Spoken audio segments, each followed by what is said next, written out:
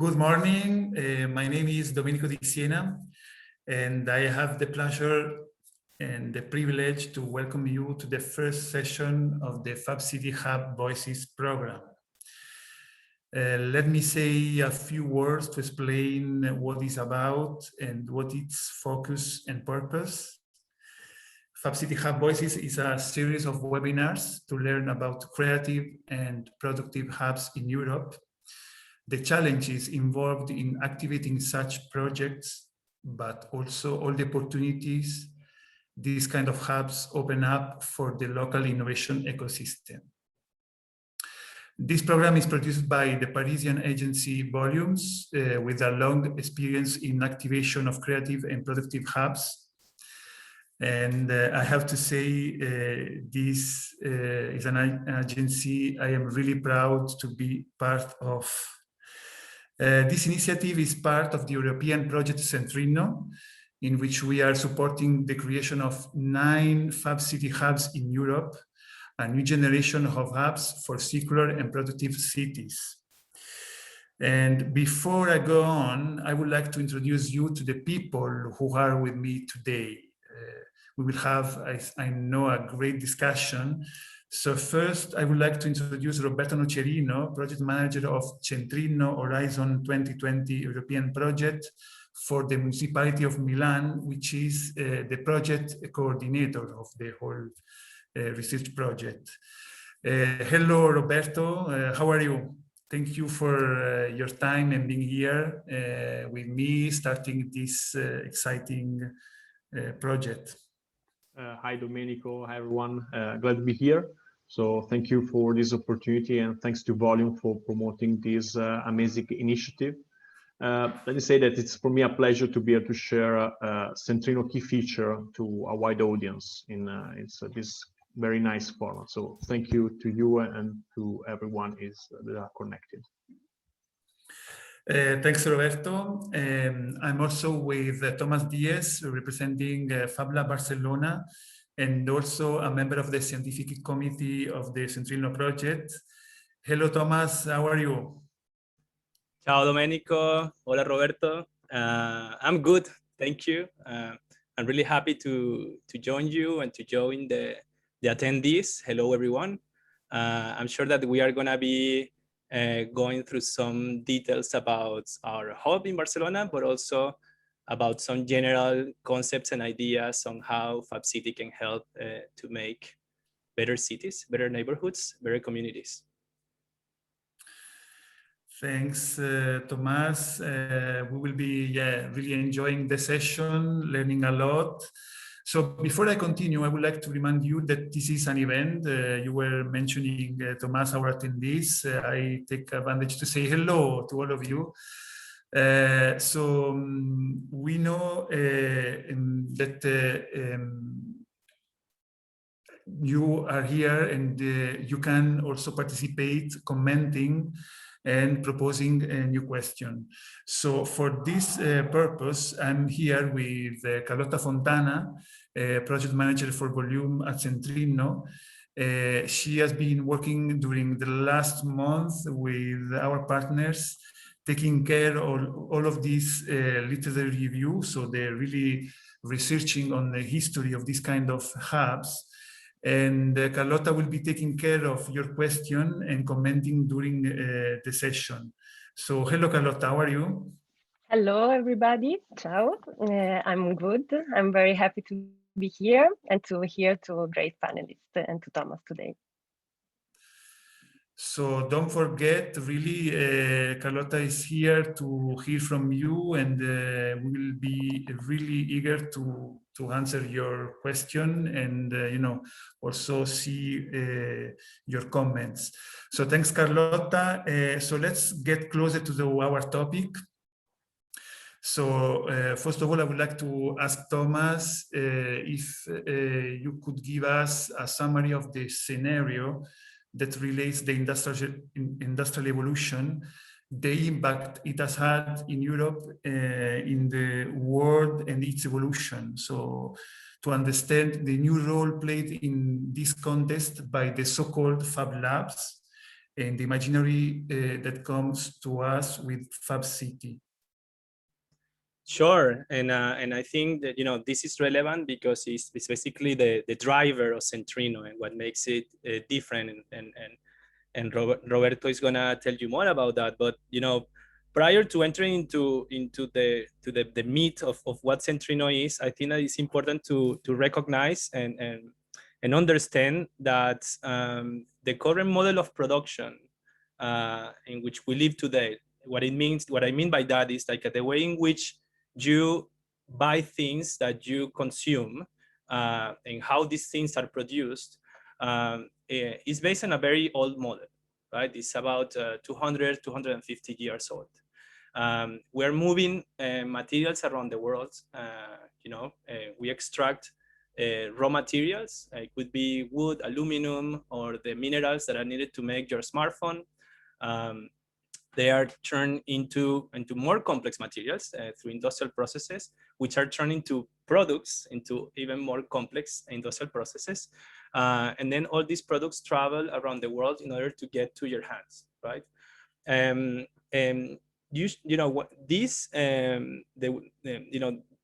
These products, they were not used to travel that long distances.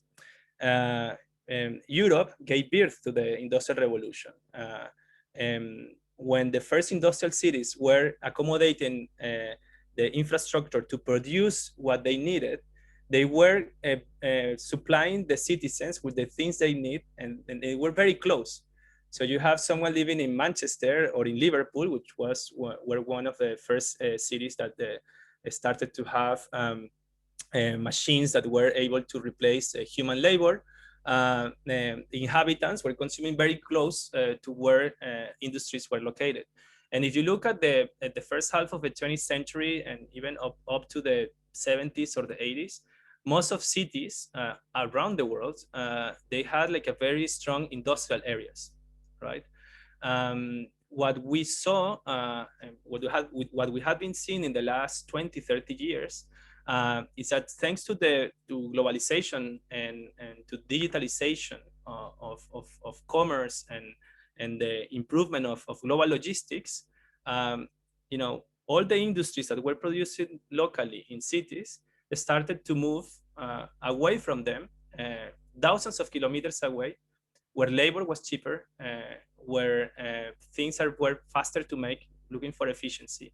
And that's why we have now cities that are importing most of the things that they consume. They don't produce it locally. So what we see, the consequence of this is that we have abandoned industrial sites, that they lose their identities, and they're trying to look for new viability models.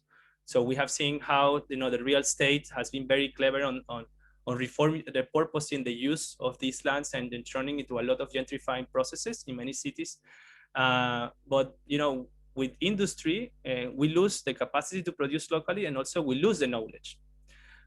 So the question is like how we can recover this knowledge locally, how we can use the existing innovation ecosystems that are in cities, that are moving inside the cities, and how we can support them to scale up and to become more relevant in order to rethink the way we consume and we produce. I think that those are some of the questions that we were asking ourselves when we were writing the project, all of us, and we were part of that, of the team that made this possible.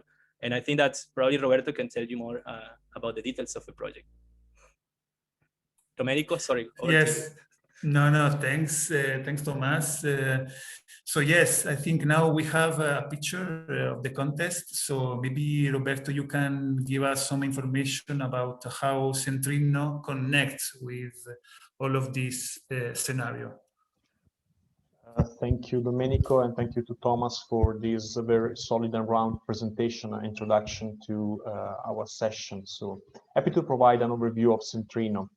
As we say, Centrino is an innovation action and is financed by Horizon 2020 program. Under the topic, it's a very long name. It's transforming historical urban areas or cultural landscape into hubs for entrepreneurship and social and cultural integration. So the project started in September 2020, and it will go on for the next 3 years and a half, so until February 24. So we are at the very beginning of our project. And who is on board to this partnership? Centrino involves a highly collaborative partnership with different backgrounds, skills, and competencies. It's composed of 26 partners, actually, from 10 countries in Europe. So I'm going to list them just to provide you an overview of the complexity and how much we are covering our continent. So Croatia, Denmark, Estonia, France, Greece, Iceland, Italy, the Netherlands, Spain, and Switzerland are on board. So from the east to the west, from the south to the north, we are covering all Europe with, of course, different experience on this topic. We have on board urban authorities. We have, and in particular, municipality of Milan, of Tallinn, and Copenhagen.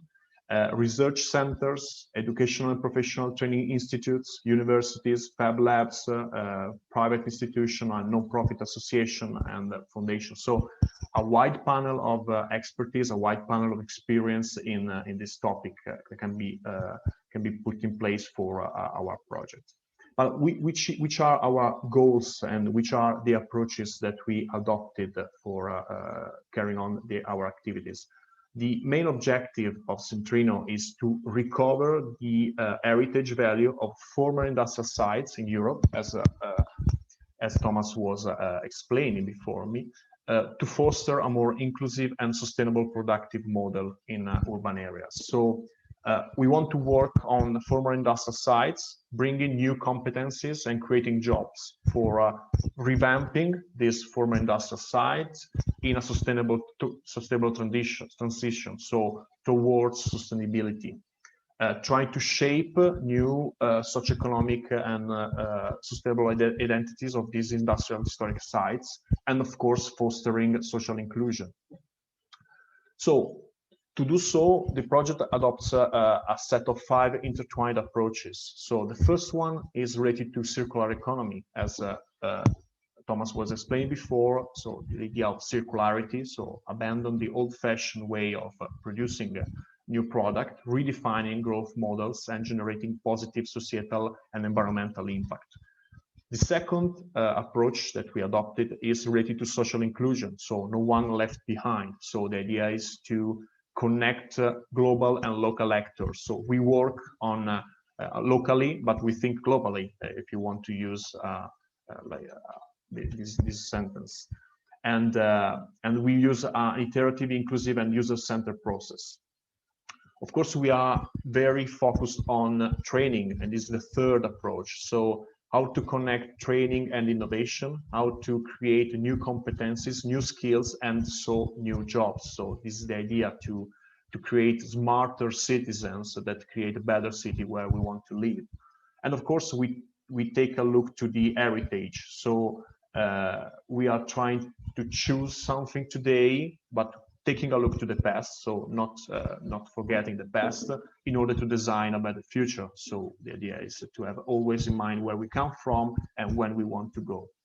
And for doing this, we are adopting the Fab City Hub model that Thomas will explain later with a very good example of this concept, trying to create a physical place where embody and explore and prototype new products and where to develop new skills and competencies. But where and how are we acting? As I said before, the pilot, the site is very important for us. We have on board 9 city pilots, and they cover a broad geographical spectrum as well as different cultural realities, as I was saying before. And they can group into 3 different groups, 3 different clusters. The first one includes Milan, Amsterdam, and Blönduós. The last one is in Iceland. And this cluster is specialized on leather and textile production and transformation, as well as on fashion. The second cluster includes Paris, Copenhagen, and Tallinn, and will be focused on agriculture and urban gardening, as well as on food production, logistics, and transformation, so all the value chain of food production.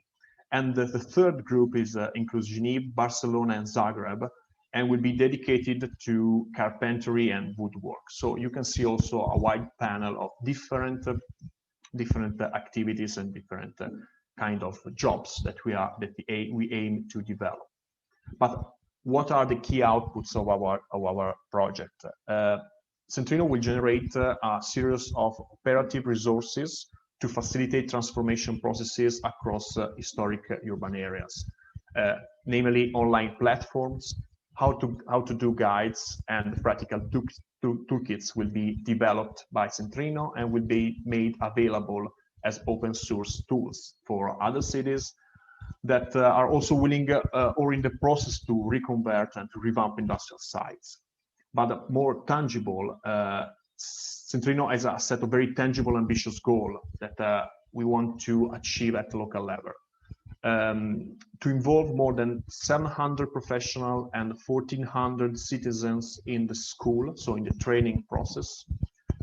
To have on board to engage at least 400 stakeholders, organization and business, so the importance of the network around these apps that we are developing.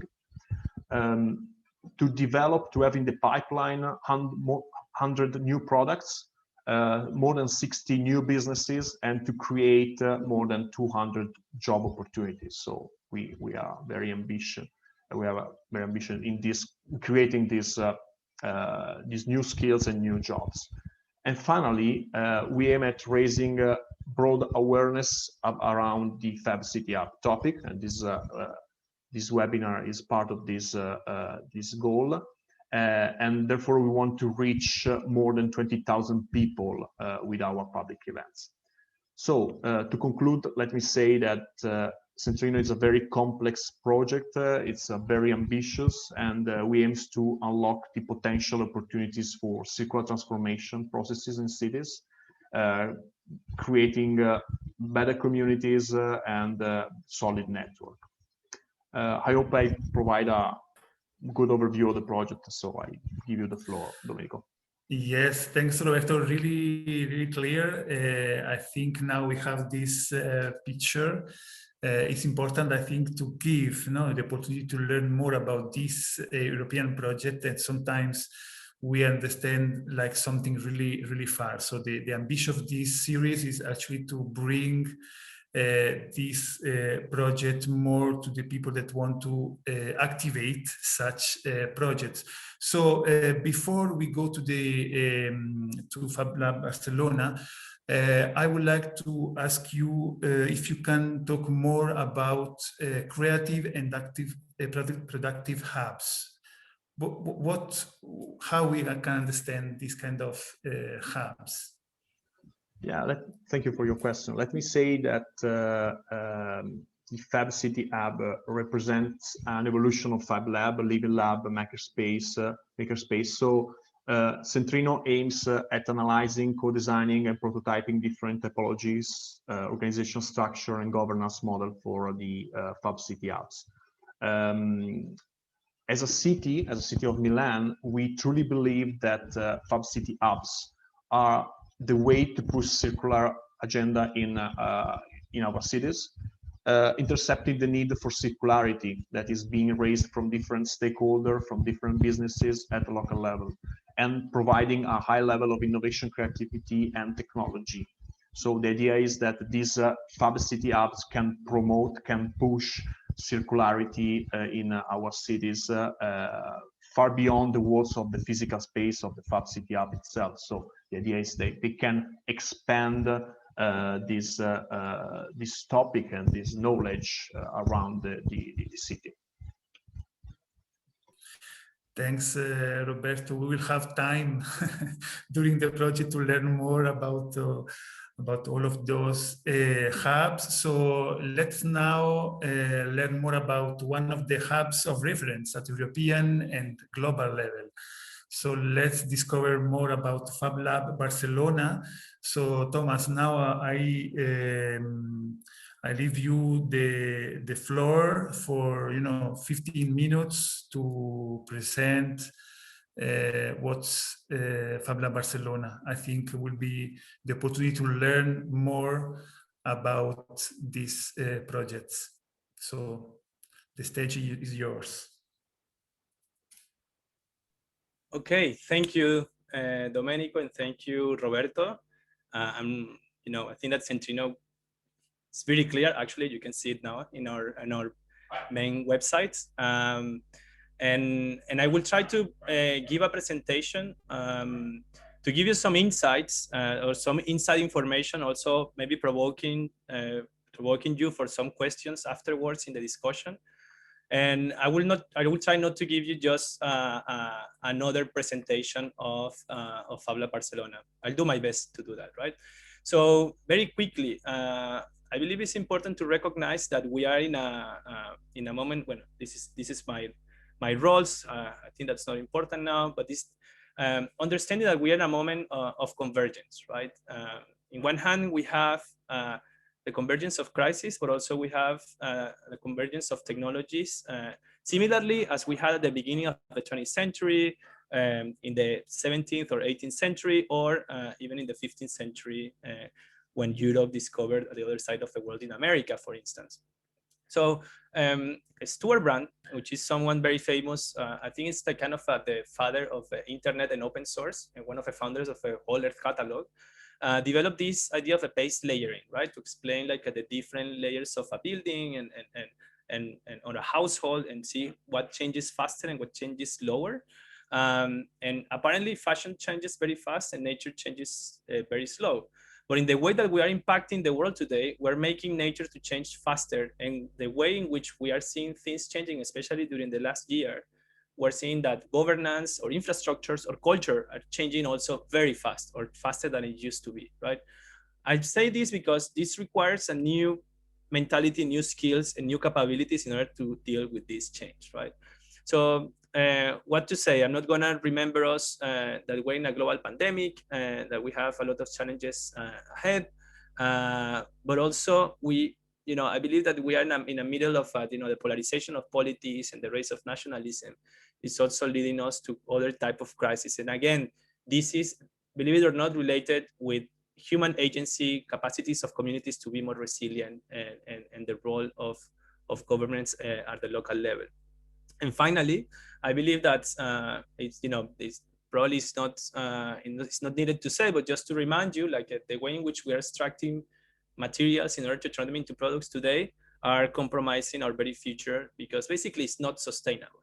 It's not sustainable the way in which we consume today, and it's not going to be sustainable for the 10 billion people in the near future. At the same time, it seems to be like a convergence of technologies that I was mentioning before. Blockchain, now is the race of the cryptocurrencies. Most of you probably have heard about the fever of Bitcoin, Ethereum, non-fungible tokens recently in the creative sector. But also, I think like almost every day we hear about artificial intelligence, big data, Internet of Things. So what all these things, how we unpack them? I think it's important also to recognize that we're mostly illiterate in order to understand these complex technologies and the relationship between them. And it's going to become even more complex when we introduce another or a new layer, a new technological layer, which is related not only with the digital technologies, but the biotechnologies and our capacity to edit genes, to edit life, basically, and to program life, right? So that leaves us basically in a very, dynamically changing world that is fundamental structures that have been supporting it for the last couple of 100 years are really broken or are starting to be broken. And then at the same time, we have all these complex technologies coming towards us very fast. One of the key things here is that the digital technologies are giving us more access to information than ever before, but also we are producing that information, which is quite interesting, right? So you don't just consume information, but you are supposed to produce valuable information with that supercomputer that you have in your pocket. Although I think like the consumerism has been faster than us, and these have become the best tools to buy things and the best tools to consume content. And now we have the attention economy is basically based on making you sticking to social networks, following other people's life, or at the same time clicking on buying products that are linked to the really broken system that I was explaining before. So computers used to be this big, you know, over half a century ago. And this is how a Fab Lab or a makerspace looks today, right? You know, it's a room, more or less the same size. What this used to be 50 years ago is this, right? It's in my pocket. It's actually faster, more connected, with more capabilities. Now, this is a Fab Lab that it looks today. I don't have the version of the next 50 years, but I wonder if it's gonna be this size and we will be able to, you know, to reproduce the physical world just by clicking something that we have in our pockets. That needs to be said. So the potential of Fab Labs is huge, right? We have seen how during the last 15 years, they have been growing all over the world. And there are over 2,000 Fab Labs today.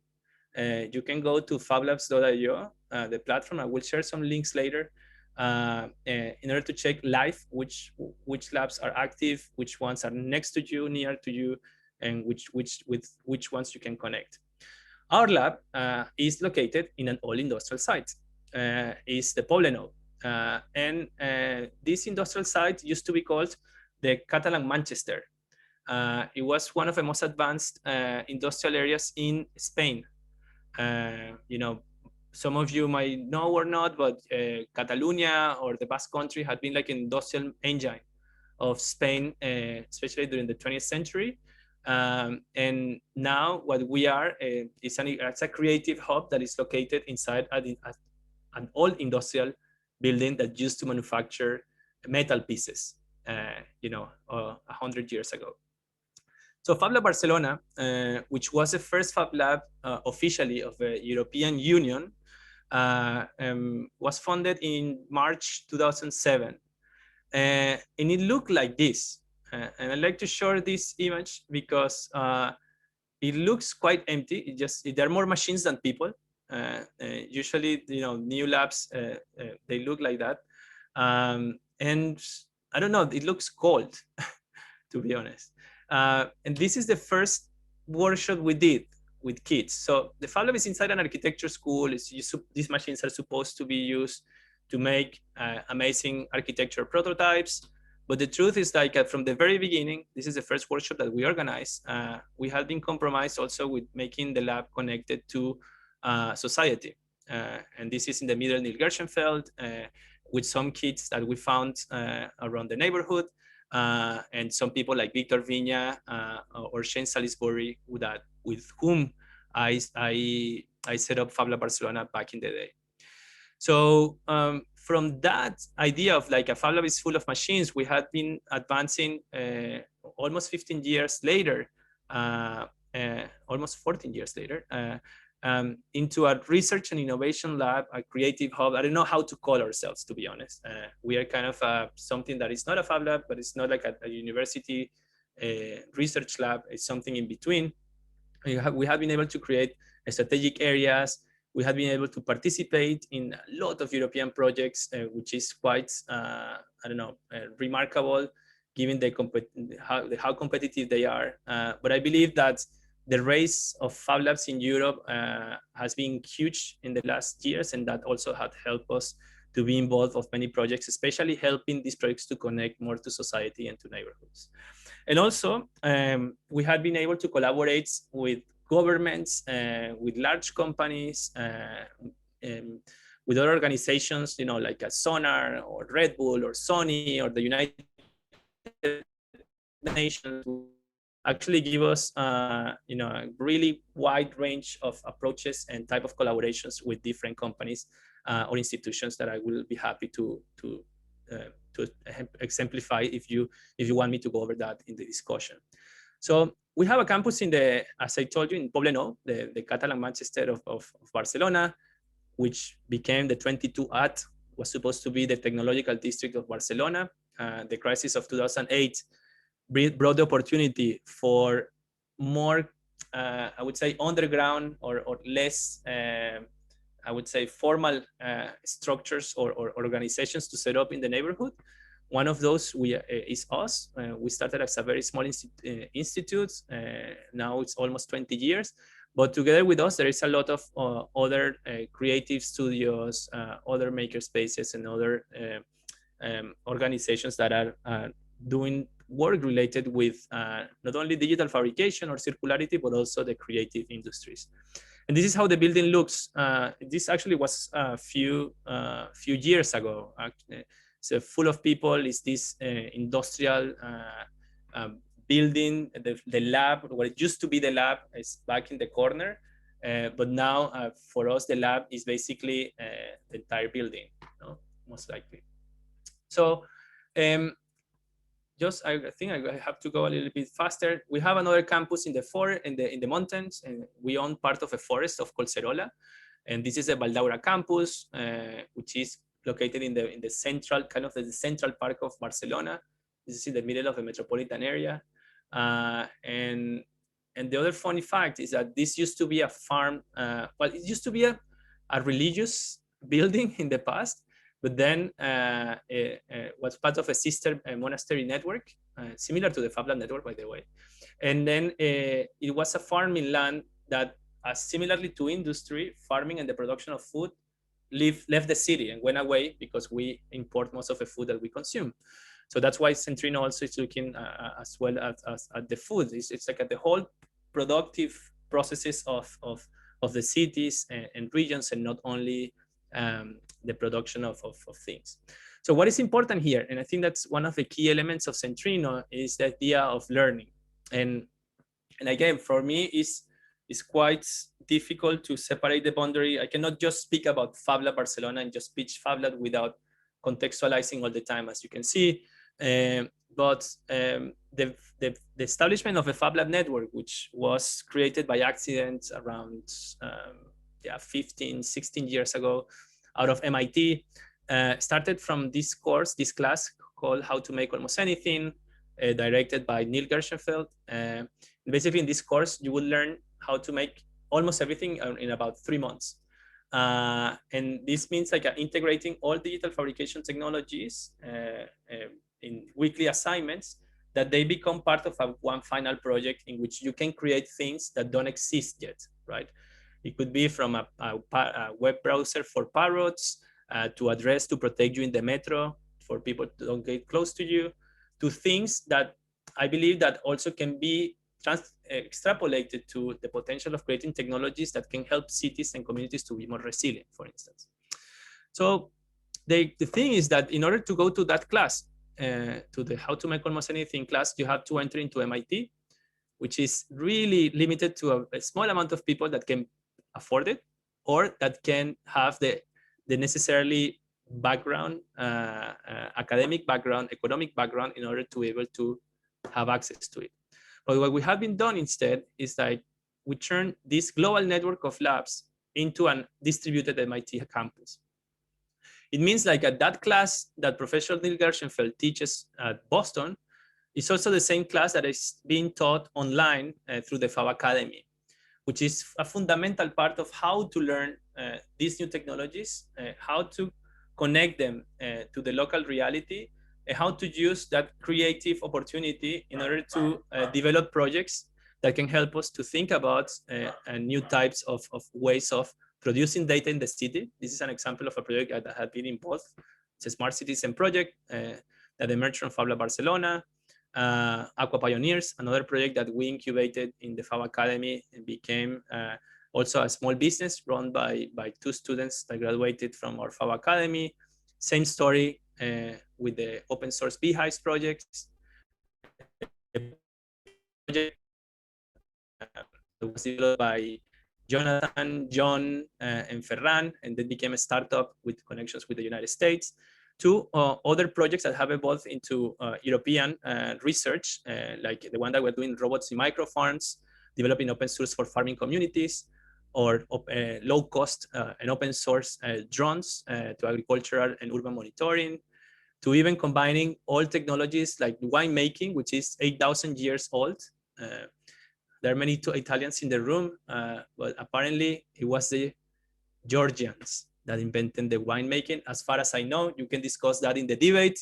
We can claim the invention of wine technologies, but what we did is to combine wine technologies, and I see also that Miguel Figini, which was one of the main drivers of creating this program, we merge the technologies of the Fab Lab with winemaking in order to demonstrate that technology can create dialogues with tradition, right? So we actually make our own wine. I am now very far away from Barcelona, but I have the first bottle of wine that I ever made, and I'm hoping to pick it up this summer in order to taste it. It's aging.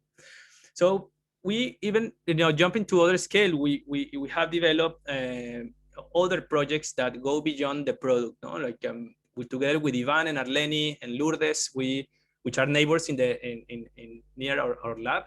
This is the restaurant where we used to go eat every day, and it used to be like this truck driver restaurant of Barcelona. I'm sure that you have one of those.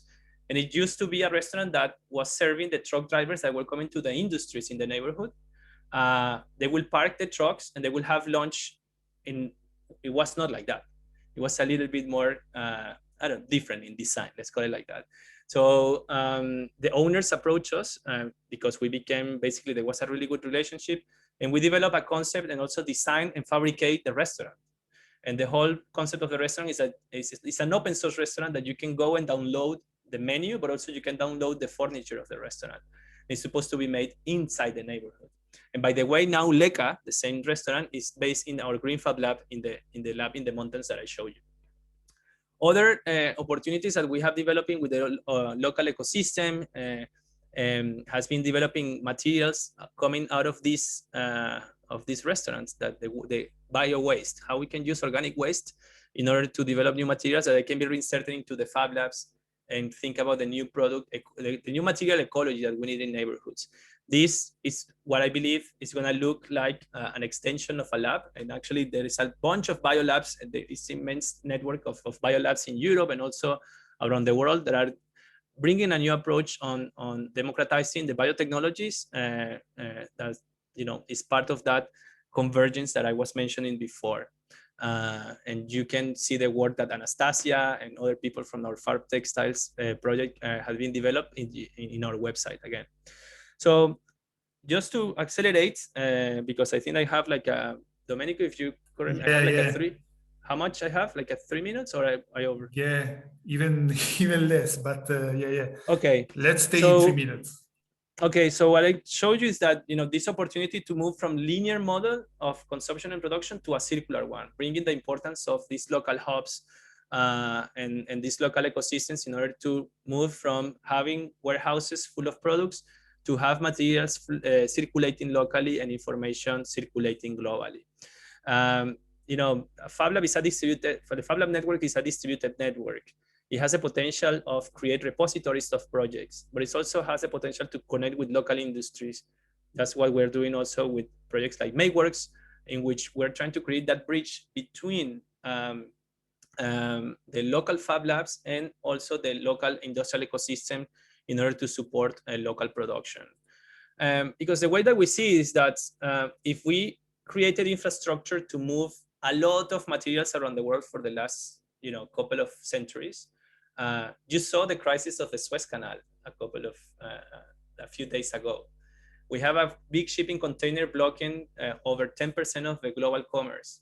And I don't know if some of you got delayed shipments, but that shows how fragile the supply chains that we have today are. Also, the pandemic is showing us how fragile it is to count on a global movement of materials. The race of climate change is going to compromise even more that capacity of moving cheaply and fast materials around the world. So instead of thinking about how to more railways and more infrastructure to move things around the world, what if we think about infrastructure that is aimed to keep materials locally, and also infrastructure that is able to transmit information about how those how things are made globally, right? So that's what we're doing in the Fab City project. We have done different approaches in our neighborhood to understand it as a Fab City prototype, how we can test with projects like Centrino, how we create these local circular flows of materials. Projects like Cisco are also exploring to that, and also look on what is the kind of a city level infrastructure that we also need in order to scale up and to reach out to citizens. Just lately, finally, and skipping a little bit of a Fab City, because I think that we're talking today about Fab Lab Barcelona, but at the end, our goal is to move from a model that in cities that import products and produce trash to a model that keeps materials and trash locally and moves information globally. I think it's important to mention that the way in which we see not only Fab Labs, but the idea of a Fab City Hub is to become these enablers of this transition towards a new economy, a new circular economy, new open source economy, new sustainable economy, green economy, how you want to call it.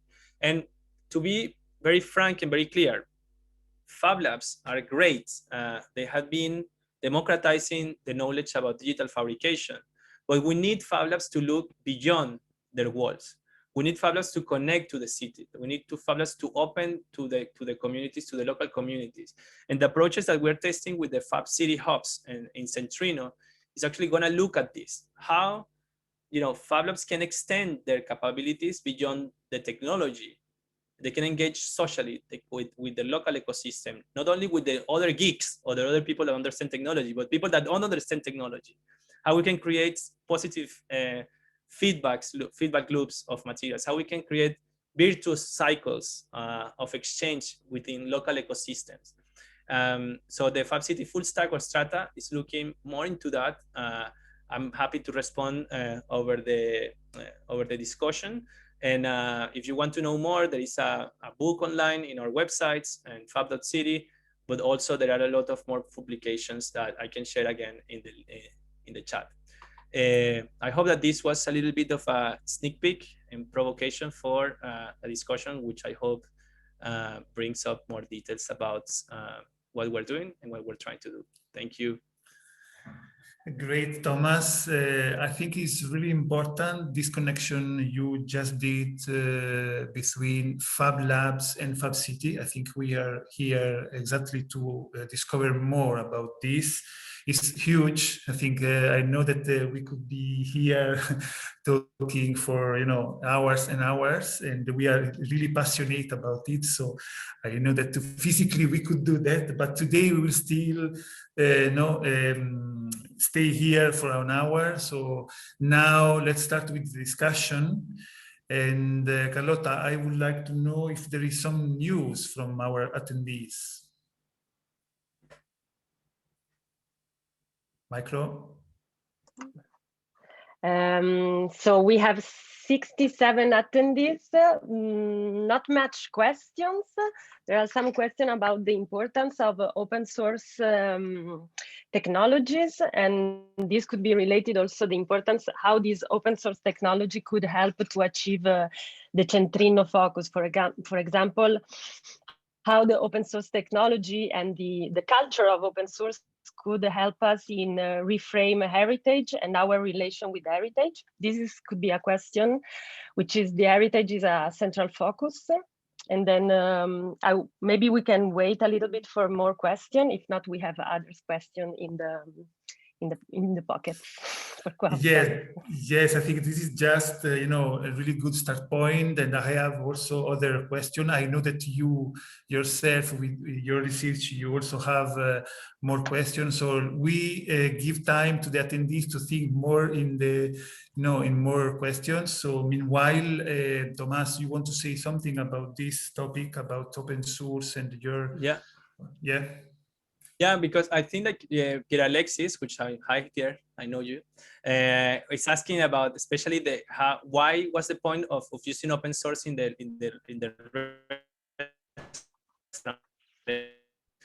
and what was the motive for them, right? And I will lead also with the remarks that Carlota is making, because that's super important. How open source is heritage, and actually heritage is open source, I think, by definition. But the whole idea of the restaurant, first of all, they were trying to move from a very traditional, and I'm not saying traditional in the great way of seeing it, but like it was like a restaurant that it was part of like a different era, right? And they wanted to make it more modern and more talking with a different audience, right? In the neighborhood, there were not more truckers parking the trucks because there were not more industry. And now instead you have more young people going to universities, and then the whole point is like, okay, what is the message that we will send to these people, and actually how we also link it to the kind of values that we want to create for our business. And they were talking consistently on bringing products to the restaurant that they were from Catalonia, or as closest to consumption. Let's say they wanted to more like a proximity food, right? And they say, well, this is what we are trying to do in the Fab Lab. So what if the restaurant becomes a manifesto of that? And not only do it like a locally, but also we make it open source, because what you're trying to say is that you have, and actually their claim or their motto is open and honest food. So if something for me, like the most honest thing is to make things open source. It's completely transparent. This is how it's made. You can access to it, and therefore I think that kind of a way also to transmit your values. So that was their motivation, is to make an honest restaurant in the food, and we translated that also into the restaurant itself. And then the linkage with the heritage, I think like we're gonna look at the future of archives, digital archives, in a very interesting way, I believe. We are digitalizing a lot of our heritage. It's happening, for instance, if you think about, the massive devastation that conflicts about actually petrol and cheap energy to move atoms around the world has led to the destruction of heritage in places like Iraq, in Afghanistan, in Syria. So there was a lot of heritage there that is lost, and probably the only record that we have is digital records about what it was there. What we're seeing now in our industrial areas is like entire buildings has been demolished in order to build like a high-rise glass towers. This is something that happened in Barcelona, and therefore we lost heritage of that. So there's like idea of archiving, like a digital archives. I think they're super important, but also beyond just like observing what is there, I think there is a local knowledge of making things that we need to rethink. And my intuition is that if Europe led the born and raised of the Industrial Revolution a couple of centuries ago, I'm quite sure that it could also lead the transition towards a new industrial revolution, right? That is based on distributed technologies, that is based on open source technologies, and the link between that, the heritage, the industrial heritage, and the new industrial heritage, I think it needs to be built on the new values, and I believe that we should not look to the past in relationship to intellectual property. Or the exploitation of resources as we have done in the past, or the concentration of the production means, but actually the democratization of them. And that thing that we need to test this in Centrino. We need to build evidence. I think that's the most inspiring part that I have about this project, to really challenge the way in which we make things, even in a small scale. And it sounds like we are trying to create, how do you call it, like a grain. It seems like it's a grain of sand in the desert, but also those grain of sands, if they are connected, as they are digitally now, it can create bigger ripples, right? So I think that's why we need to keep the open source spirit super strong in what we do. Thanks, Thomas. This is a really, really important topic. I hope we can spread more and more this open source culture. So we have 10 minutes left. I think we have time for maybe 3 or maximum 4 more questions. So before I give you the word, Carlota, I have another question for you, Thomas. So one of the recurring themes we discovered in these studies about these productive and creative hubs is about economic model. So would you share more about your funding, how you face this problem? Yeah, well, I usually say when we started, my job didn't existed, right? We had to create it, and I have to say that of course it has been super difficult, but also we need to recognize that we had been in a very favorable environment, being in Europe, Barcelona, I think like it creates the conditions for a creative space such Fab Lab Barcelona develops, right? And also inside of such an amazing architecture school that is IAAC. But that doesn't mean that we didn't do our job. And actually now Fab Lab Barcelona supports financially the institution, which is quite impressive. And it's based on doing what we believe is valuable, even if it doesn't have a financial value, right? And again, we had the support of an institution in order to be able to build that, but at the same time, that was not enough, right? It was limited support. It was, IAAC is like a massive startup. It used to be a massive startup. We were always trying to look for opportunities on projects that, again, you sometimes do projects to create visibility. You sometimes do projects to make it as manifestos. Like for the Leca restaurant, it wasn't a project that we earned a lot of money, but it was a project to, that was valuable for us because it was able to manifest the importance of local production, the connection with businesses in our neighborhood. And we, almost like we break even in that project as many others. Projects like a Smart Citizen, which is another project that emerged from Fab Lab Barcelona, has been like done almost in weekends and inventing partnerships in which you convince someone in order to do a project that is completely, again, doesn't have a commercial plan, but then suddenly you find opportunities for EU research to support work that you have done before.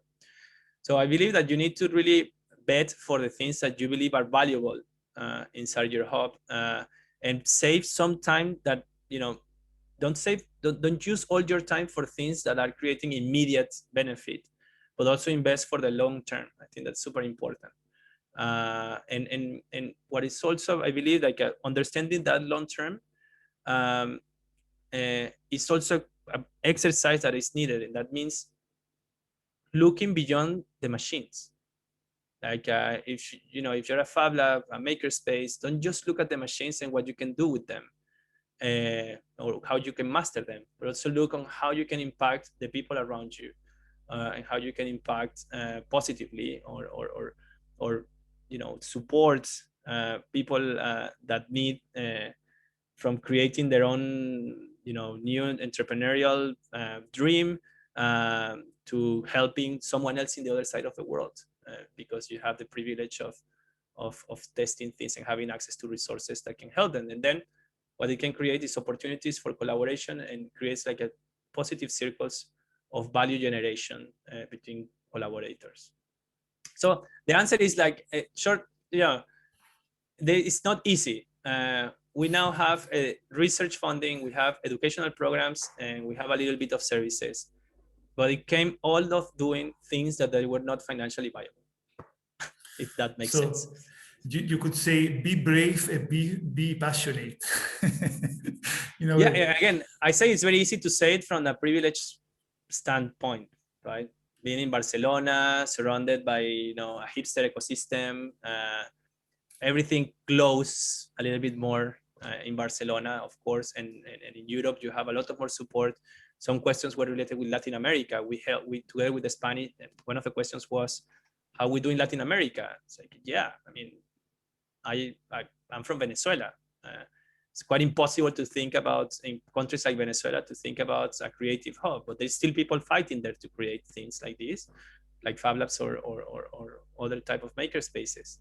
But there are always ways to do things. We created the first Fab Lab in Latin America in collaboration with the Spanish Cooperation Agency, in the Fab Lab Lima, and that created a ripple effect in the whole continent, because we were lucky to have huge leaders like Beno Juarez involved in it. But I think like it's keep trying, I would say, even if it sounds romantic. Yeah, we are approaching the end. So Carlota, do you have some comments or questions? Yeah, maybe a question which try to resume some of the questions that have been scrolling in the chat, and that Thomas, you mentioned the importance with the local context. We could be the actors, but also with the environment. So central to Centrino are the relationship to Centrino and to the Fab City Global Initiatives are the partnership that we do with the local actors, the municipalities, but also industries. What are for you the challenge that this partnership could represent in the long term? For example, regarding the municipalities, I think it's important to figure out how we can deal with the changes in politics, for example. Mm-hmm. Maybe it's a big question.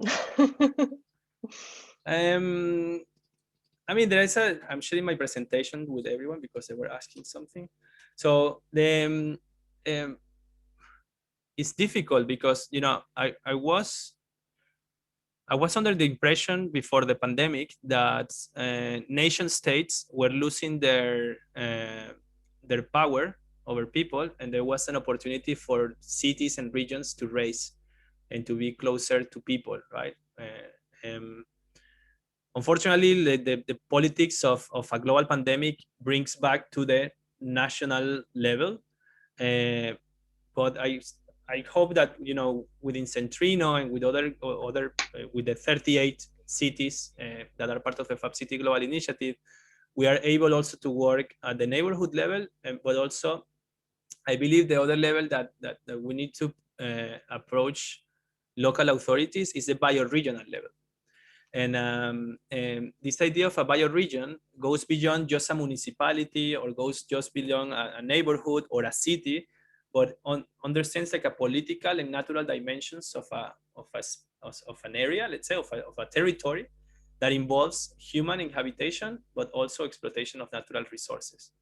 So my answer, getting to the end of my answer, is that I don't think that it's going to be one single political actor that is going to bring the solution. But again, like at these creative hubs and this idea of Fab City hubs, it should be the places that could activate many actors. Even if there are, you know, 3 municipalities, or the municipality and the regional government and the national and the European. So that's the role that I believe that we should have, is to be able to be actors that act at, or that creates opportunities at multiple levels with the public, the private sector, and at different scales of the territory. Again, sounds ambitious, and it's, you know, it's maybe easier to look at the screw that you need to fix in the 3D printer, but if you just look at the 3D printer, you wouldn't do anything. I think that will change things as they are. So we need to act at the same time as a connected network, and that's the other thing that I believe is important, is how to create pressure around the political agendas of the authorities, and that's also can be achieved with local and global collaboration. Sometimes from the Fab City Global Initiative, we act as the people that come to tell the municipalities that they are missing out something, so they have FOMO, and then that helps the local ecosystem to activate their Fab City agenda. So it's a again, like the times are so complex that I don't believe that we have like a single simple answers to say, oh, it's the government that should create Fab City hubs. No, that will be a big risk, because when it changes the sign of the government, then you lose the initiative. We should create strange organizations and test, iterate, test. That's what, again, like we're trying to do with Centrino. Yeah, we have seen that resilience is one of the, for sure, is one of the characteristics that creative and productive apps has shown, and also the fact that are multitasking, multi-partnership, they allow to react better to crisis. And just a last question, very actual, is for example, how the actual situation could be an opportunity to rethink sustainability in city and the way we produce and consume. Well, I think that the global is it's immense. I mean, the first reaction is like, okay, the example of the makers, how we produced, medical equipment, and the response that the maker movement had was incredible. And it's really depressing that the recognition or the support from local authorities is very small, right? And so first of all, there is a very clear example, and no follow up on that. And actually, we are kind of like going back to old ways of distributing medical equipment, which doesn't make any sense in my opinion. The opportunity is connected with the fact that now is a moment in which everybody is rethinking everything, questioning everything. And I believe that it's a moment of create new imaginations and new narratives about the way we can live in our communities, in our cities. That idea that you work from 9 to 5 to earn and this salary that you will spend maybe 40% in just basic living, and then other amount on buying things online, and there is no knowledge associated on what you do. You just consume entertainment, you consume products that reflect status. It's something that I think is dissolving, or it's going to be only available for a very small group of people in the world. So out of that, I think that we need a response that needs to be more creative, and we need to organize ourselves without waiting for anyone to tell us that this is allowed or not. And what I'm saying is that the local production of energy, the local production of food, the local production of things, it should be a human right, universal human right. How in the hell we end up being so dependent on the blockage of a container ship in the Suez Canal, right? Why should I be waiting for that to have dinner? No, I'm taking it to the extreme, right?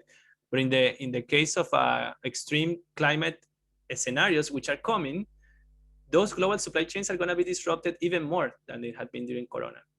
So I'm not saying that this is going to be built from one day to another, but I think it's a moment to organize ourselves differently, to think life beyond cities and think about the bioregional scale. I insist on this, and understand that the problems that we have today are problems of the ways in which we interpret how things work.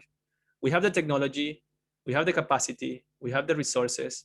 We're just playing with them in the wrong way, and I was mentioning before, the polarization of political views is just playing against us. It's just dividing us, and that's the main. That game is only making more profitable the activities that people benefit from, right? Like the ones that benefit from division are the ones that are running business as usual.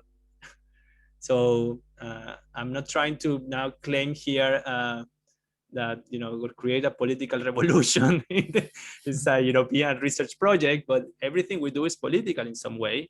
And again, we hope that creating these opportunities I believe it's important also to create spaces to learn and think that it's not like we are working in Centrino to create a solution that you will be able to implement. No, we're creating a framework in order to learn how to get involved with our local ecosystems, how to bring digital fabrication technologies for good of the environment and of people, how to transfer or create new skills, new ways of learning. And that's all about learning.